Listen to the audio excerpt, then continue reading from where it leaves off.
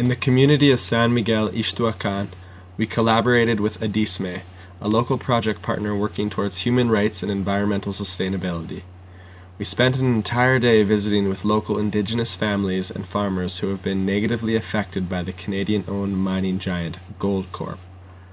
The health challenges experienced by these individuals, whose families have lived in this area for hundreds of years, are both devastating and profound. Within Goldcorp's mining operation, hundreds of thousands of liters of water are required for separating the gold from the other minerals. Cyanide, the primary chemical used in the separation process, is leaching from tailings ponds into local tributaries and groundwater tables. For the first time in 80 years, the wells of local farmers are running dry. What's more, cattle drinking from Rio Quilco, the primary source of water for consumption and for agriculture in the area, are having inordinate numbers of miscarriages. Some are dying due to contamination. Farmers applying for permits to produce crops, including coffee plantations, are being turned down by external geologists due to extreme levels of soil contamination. The economic implications are enormous, as agriculture is the area's primary means of sustenance and primary source of income. Another serious health concern in the area of San Miguel is deterioration of adobe homes due to incessant use of explosives in the open pit mining operations. We personally witnessed numerous homes riddled with structural damage, which could collapse and result in serious injury or death to the inhabitants within. The mine has resulted in severe community divisions. While some members of the community of San Miguel, including the local police and the mayor, are benefiting financially from the mine operations, the vast majority, namely the indigenous population, is suffering the aforementioned negative health implications. Moreover, there has been severe social repression documented.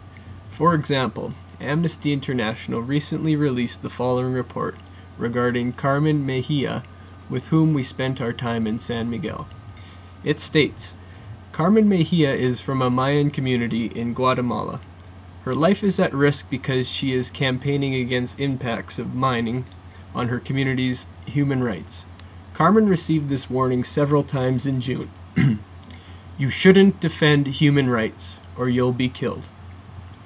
Carmen works for a development organization that represents members of indigenous communities seeking to protect their right to water, land, housing, freedom of expression, and cultural identity.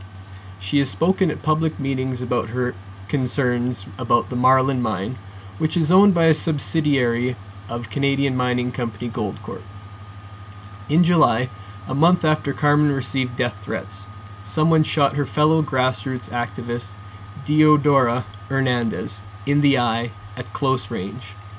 At the time, Diodora was speaking out about the impact of a mine on her community's water supply. She was seriously wounded, but she survived. The attempt on Diodora's life is part of a pattern of violent attacks against opponents of Canadian mining projects all across Central America, and underscores how seriously we must take the threats made against Carmen Mejia." End quote. So as we can see, our experience in San Miguel Ixtahuacán provided us with an in-depth analysis of health challenges in the area. Using the social determinants of health model, we identified the profound health implications associated with the Canadian-owned Goldcorp Marlin mine. Following our experience in San Miguel, our nursing group collated our observations, composed a report, and presented the information to the Canadian Embassy in Guatemala City. As nursing students and advocates of global health, we expressed our concerns regarding Goldcorp, and formally we recommended an immediate stop to all mining operations. Since our time in San Miguel, Goldcorp's Marlin mine has been ordered suspended by the Inter-American Commission of Human Rights, and the Guatemalan government announced its intention to comply with the order.